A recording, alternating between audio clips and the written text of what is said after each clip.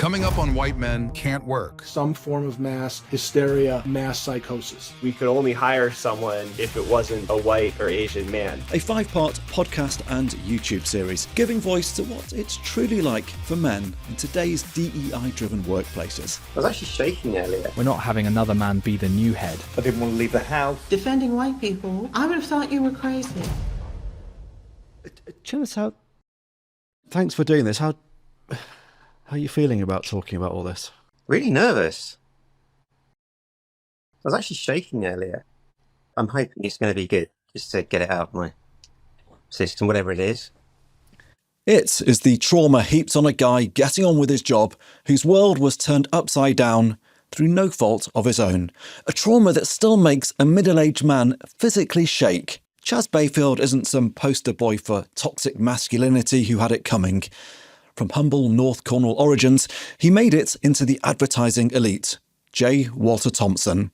There, he used his voice to get more minorities on screen, way before diversity became de rigueur in advertising. But by 2018, the virtue signalling bandwagon was riding into town, and right at him. A gay female creative director at the agency stood on a public stage and gave a talk.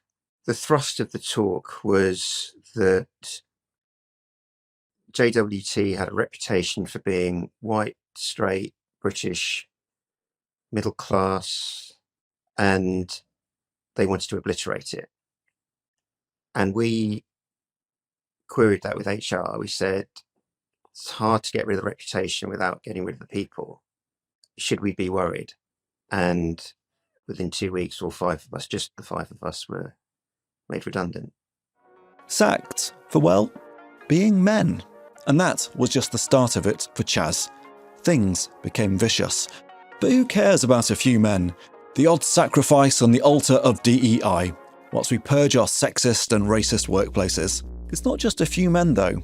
As our exclusive polling will reveal, it's millions of guys facing discrimination or hostility, walking around on eggshells, too anxious or scared to speak out, deeply worried about their sons' futures and their altar of diversity, equity and inclusion. When you dig deeper, it's more cult than holy mission. A simplistic voodoo that's somehow taken root in our biggest companies and institutions, that unfairly victimizes men, tramples over free speech, lacks evidence, and actually makes things worse for the women and minorities it was meant to help, whilst adding fuel to populism. All yours for about $14 billion a year. I'm Tim Samuels, and this is White Men Can't Work, a title, yes, imbued with irony, just as some white men can in fact jump.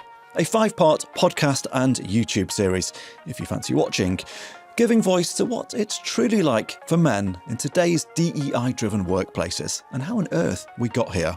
Do you feel sorry for white guys at the moment? Absolutely.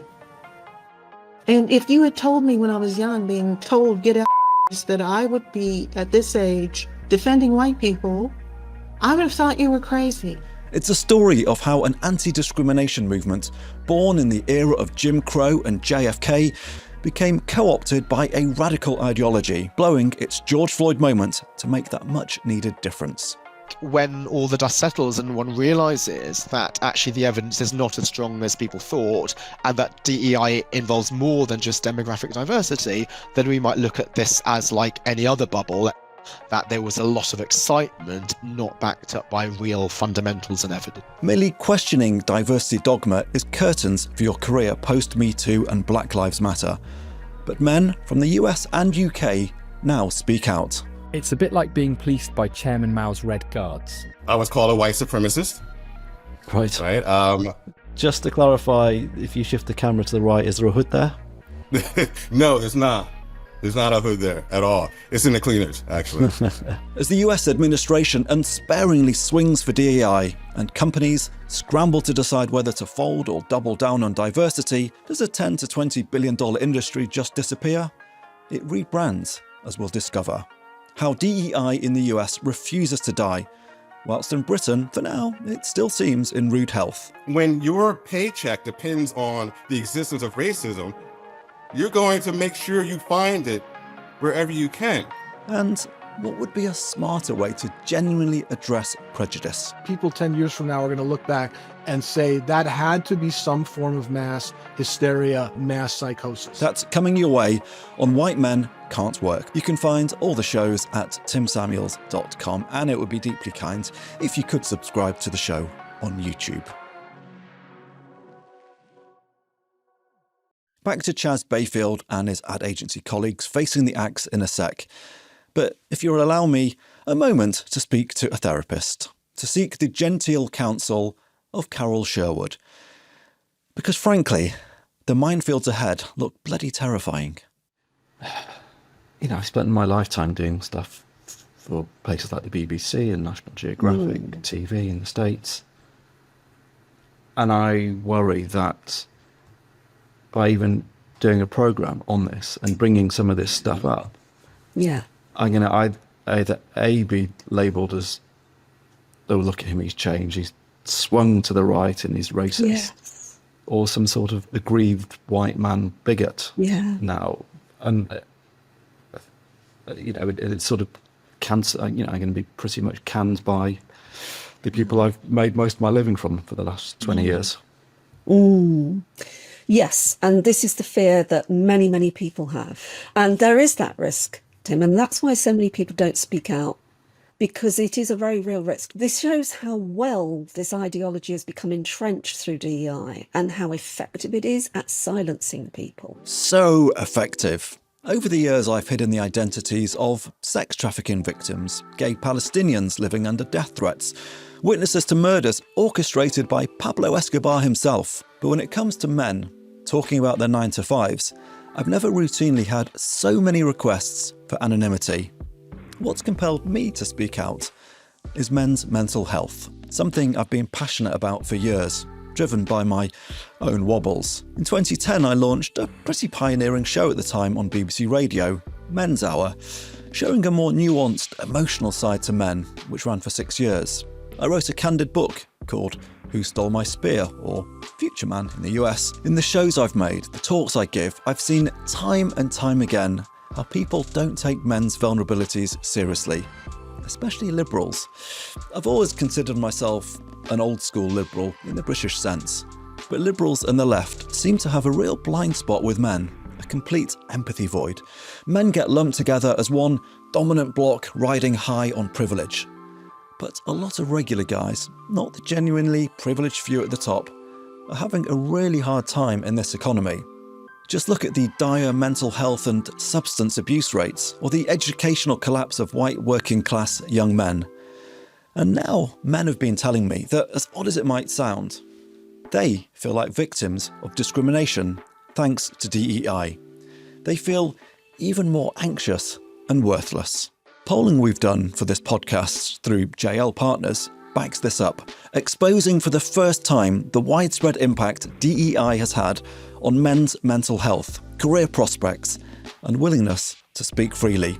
The data shows nearly half of all white men, 46%, are self-censoring, too scared to speak freely at work.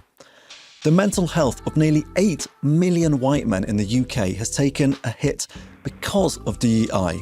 In US terms, that would be equivalent to 38 million men who are suffering over fears of doing or saying the wrong thing. Whilst more than 6 million UK men say they've lost out on career opportunities because they're white and male. It's perhaps no wonder that there's strong agreement that the next generation of young men will be worse off than the current one, with 49% agreeing and just 22% disagreeing.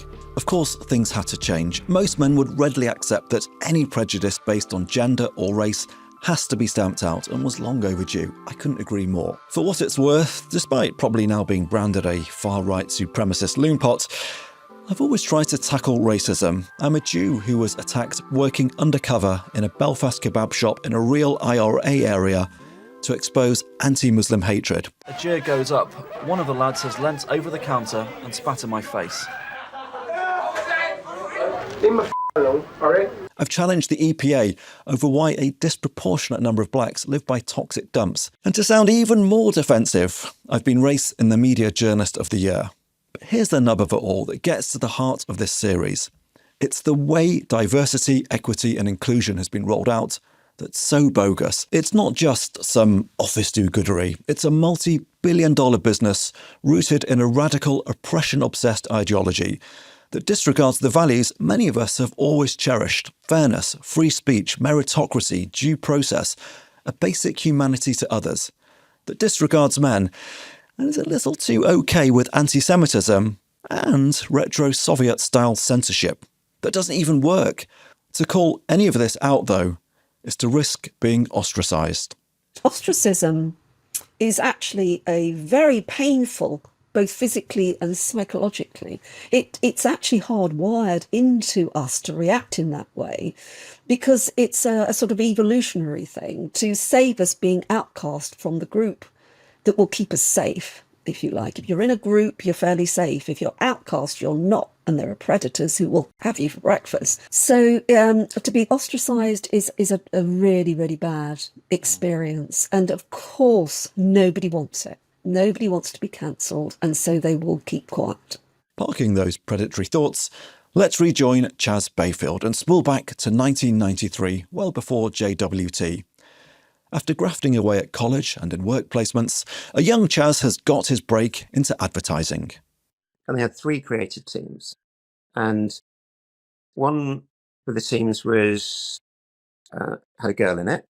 The other team had a black guy and a white guy in it.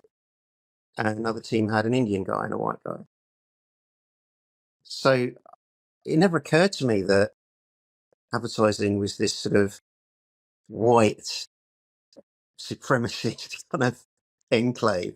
It was like, wow. So when you get your first job in the early 90s, how much of the Mad Men stereotype still persists?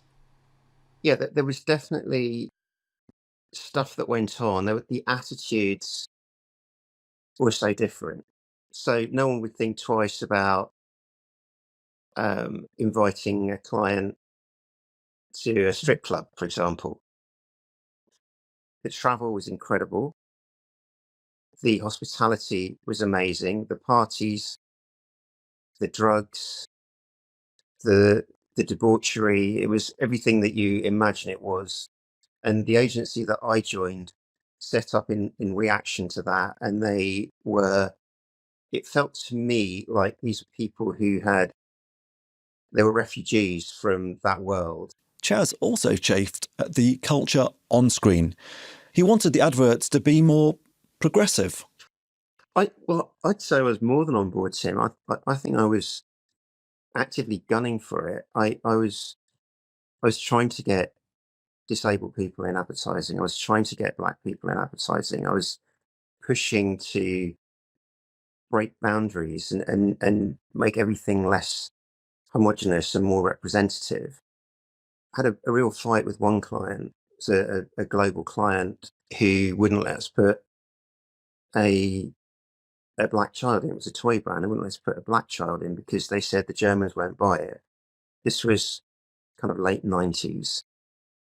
And, we had a big Barney with the boss of our company and said, you need to get rid of that client.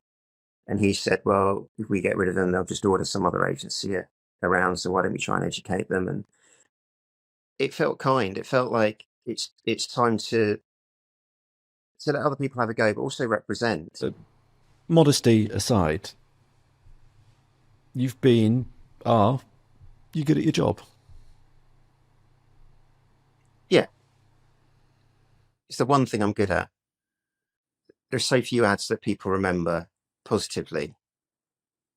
I suppose the ad that's helped me the most is for Blackcurrant Tango because it was just so big and obvious and created a lot of fame and won lots of awards when it came out. The fizzy drink ad sees a tango spokesman respond to a disgruntled French exchange student by striding through the office, stripping down to his suit to purple shorts, stomping with a mob to a boxing ring on the white cliffs of Dover, challenging France and the world to a fight, whilst 3 RAF Harrier jump jets swooped by.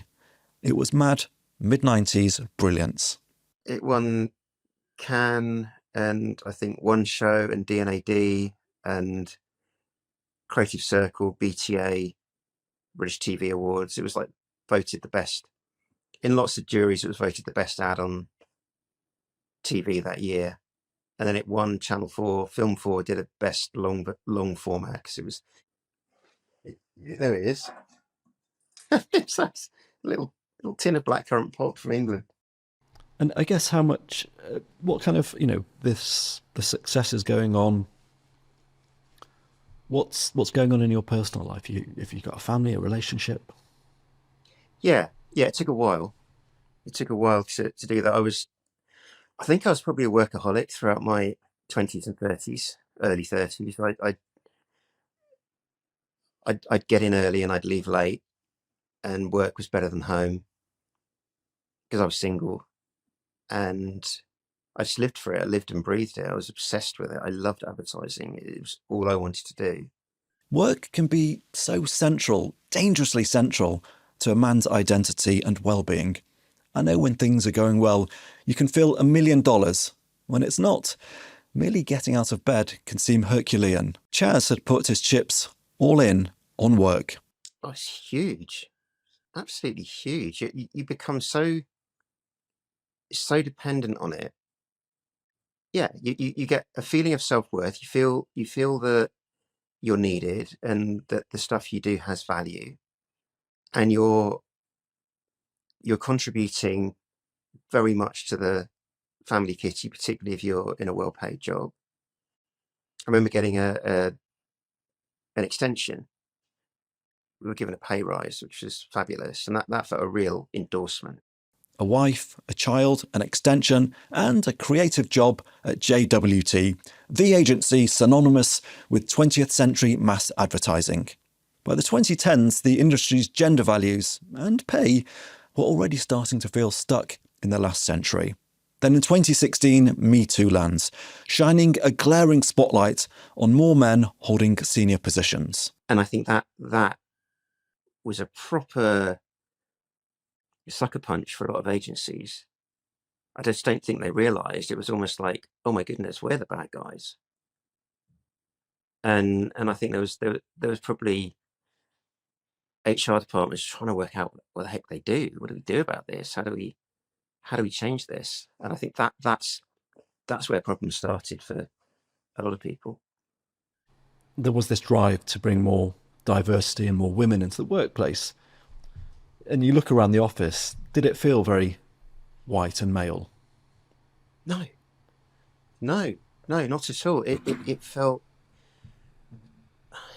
it's always felt an equal mix. The only time I ever see it is at the C-suite level, where it was generally, most of the agencies I work for have had more men than women at the top. Advertising is a sector that empirically gorges on trends, where relevance is the religion.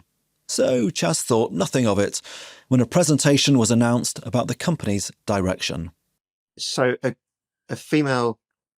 gay female creative director at the agency stood on a public stage with our South American executive creative director and gave a talk which was reported and printed, not in full, but by a journalist online. And the thrust of the talk was that JWT had a reputation for being white, straight, British, middle class, and they wanted to obliterate it. And we queried that with HR. We said, it's hard to get rid of the reputation without getting rid of the people. Should we be worried?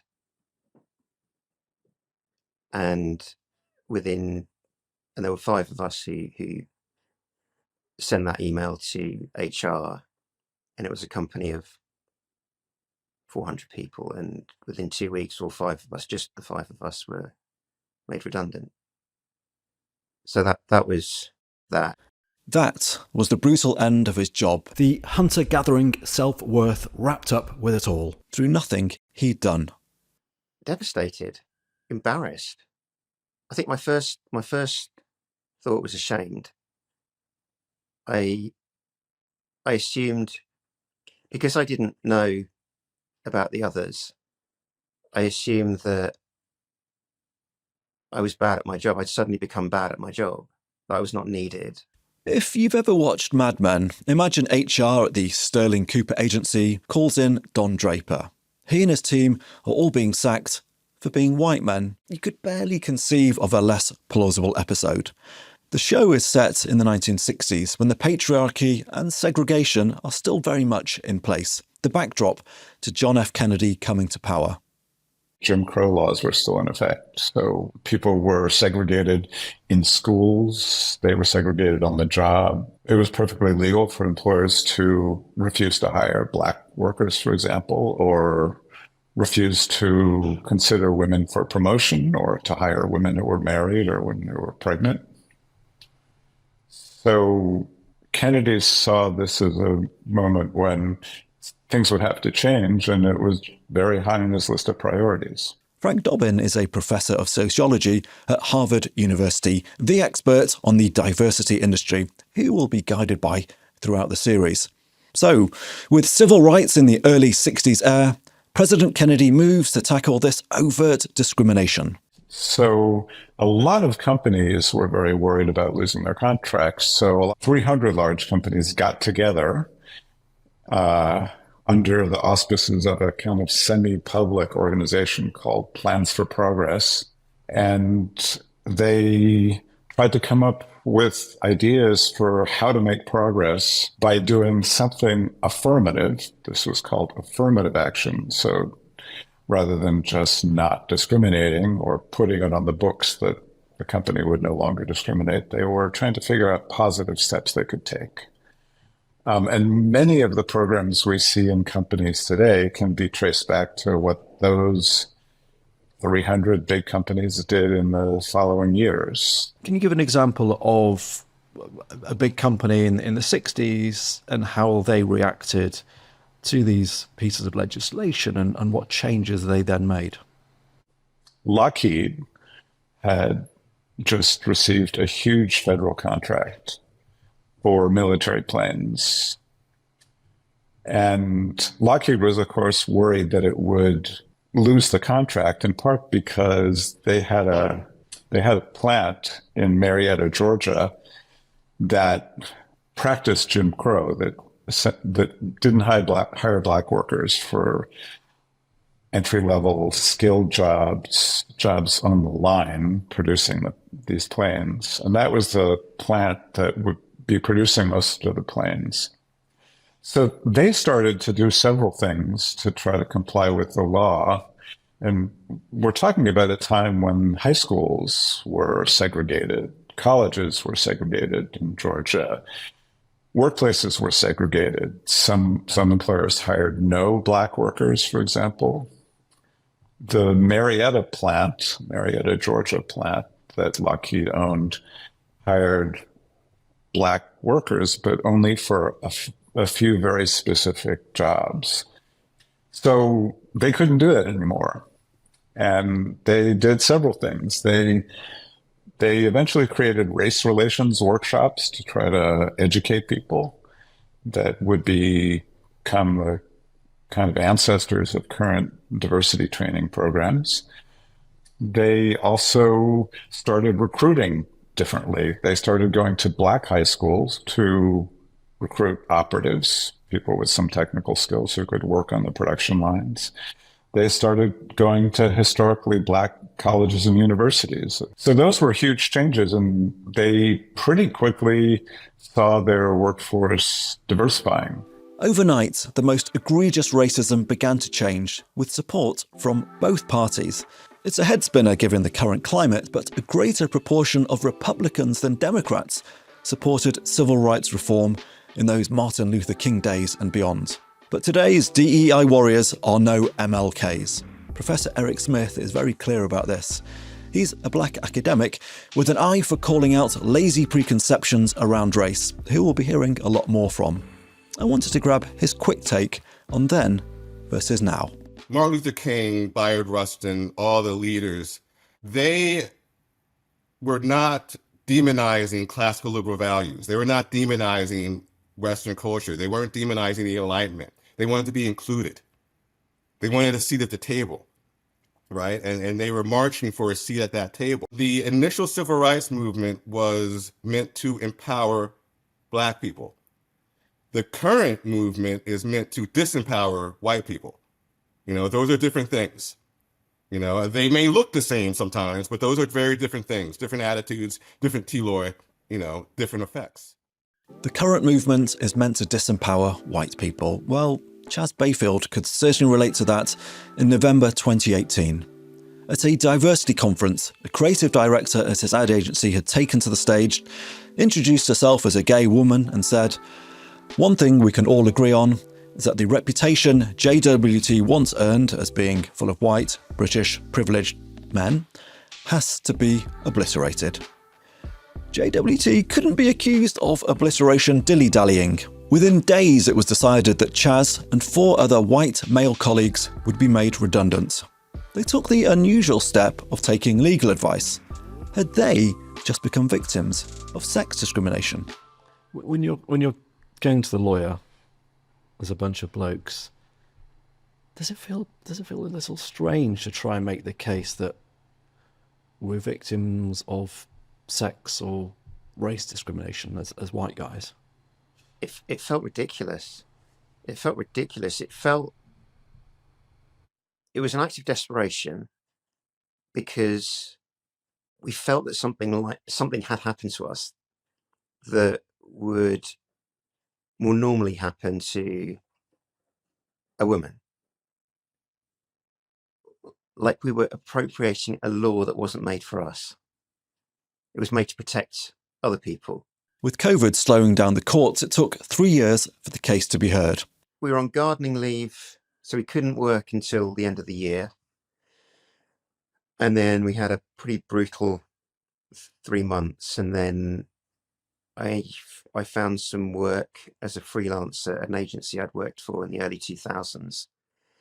And that kept me going all the way through to COVID. And then everything kind of fell off a cliff for freelancers. And then I had no job and a mortgage to pay. And we were living on my wife's salary for a while, which was tough. That was really tough. When the tribunal eventually heard the evidence, Chaz and the others were vindicated. They'd been discriminated against because of their gender. Well, the judge, he ruled that we'd lost our jobs because we were men, because there was evidence that a female creative had been earmarked for redundancy, but had been saved by the agency because she was a woman, and they wanted to keep their ratio of women to men high. So that was an obvious one. They looked at the reaction of my bosses when I emailed HR and saw that as victimization and harassment, rather than listening calmly to our grievance.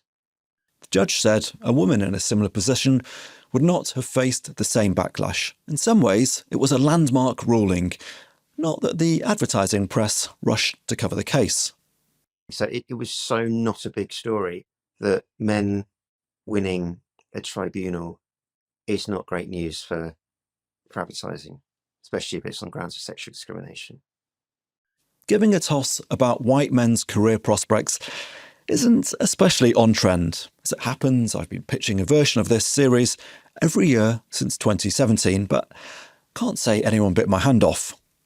The prevailing sentiment seems to be the patriarchy is long overdue its reckoning, and if some men are collateral damage, then boo-hoo, so be it. But to just not be able to have those opportunities because of something that was absolutely out of my control, the fact that I was a man. There'll be women and people of colour who are saying, "Oh, you're welcome to our world. This is what it's like. This is our day to day." And I'm not taking anything away from them. I'm saying it was a new experience to be feeling that as a white guy. A white guy who'd won his case. I was riding as high as I ever had in my life. I was so over the moon. We went to me, my wife, my daughter went to Nobu on a Monday night, just because I don't know why. I've never been to Nobu in London before, but it was like, we've got to celebrate, we've got to do something. This is amazing. And it was like, yeah, the result went our way.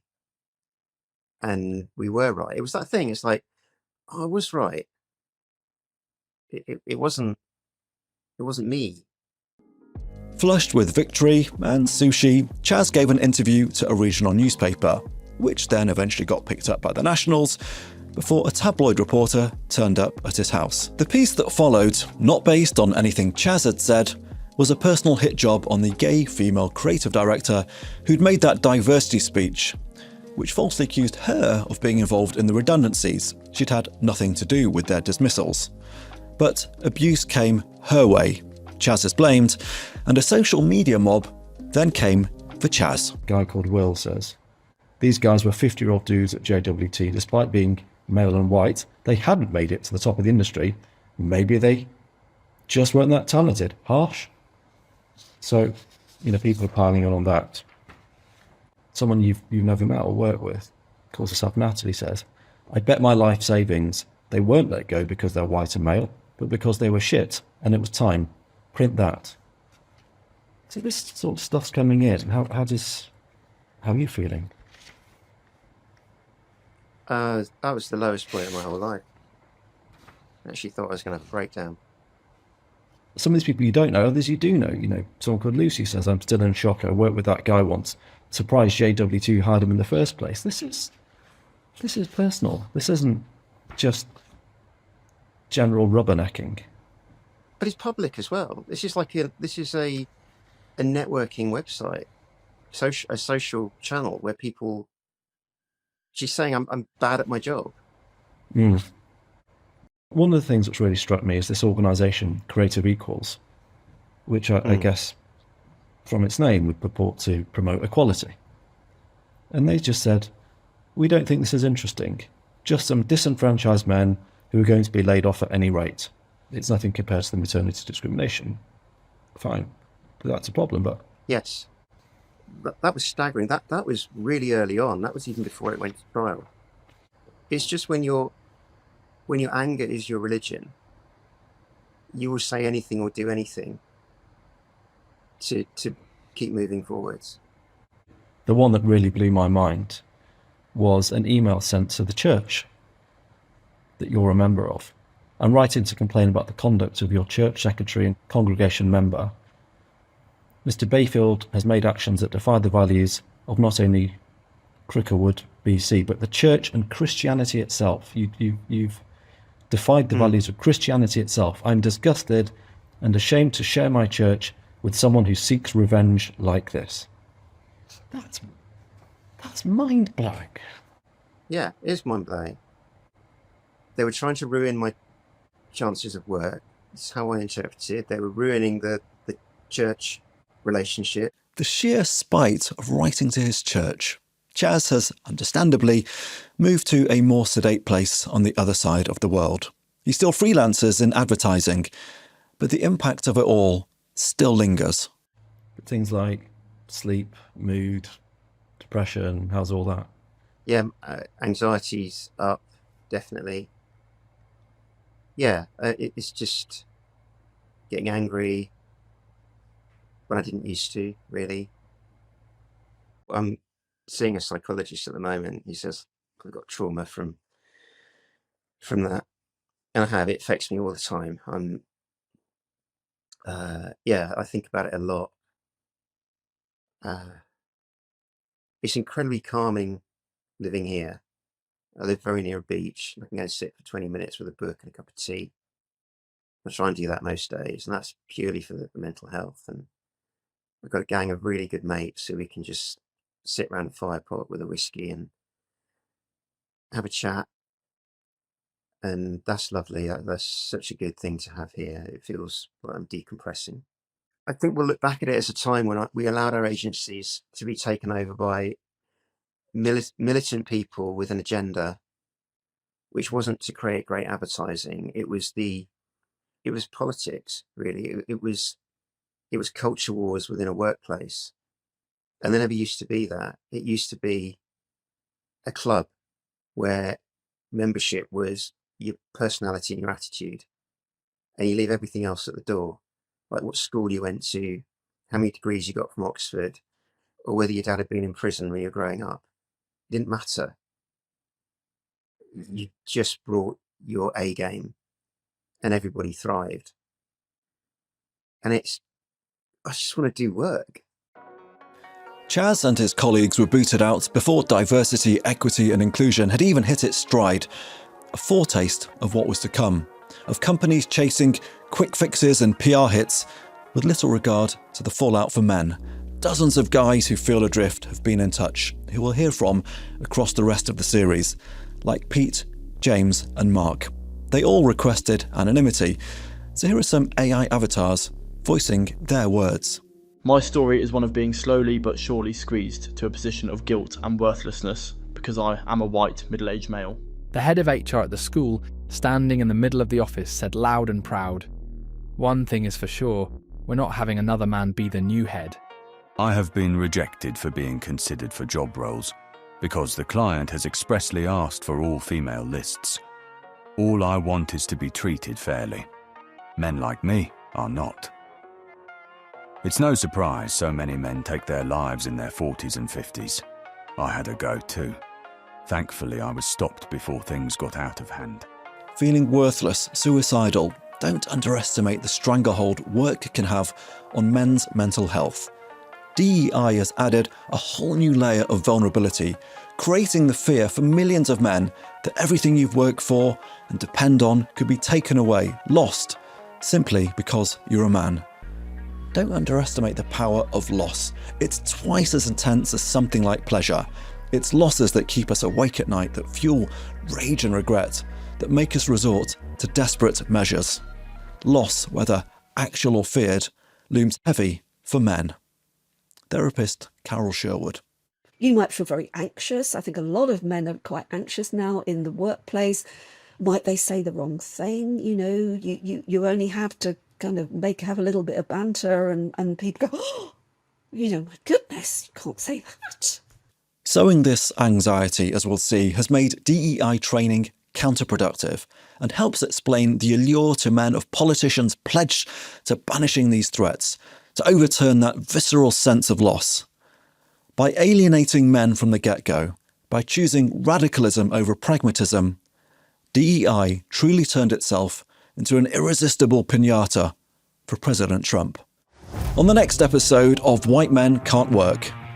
He stuck his foot in the door. He had boots on him, and he said, "You've been saying some very offensive things in here." What? What? Is this a joke?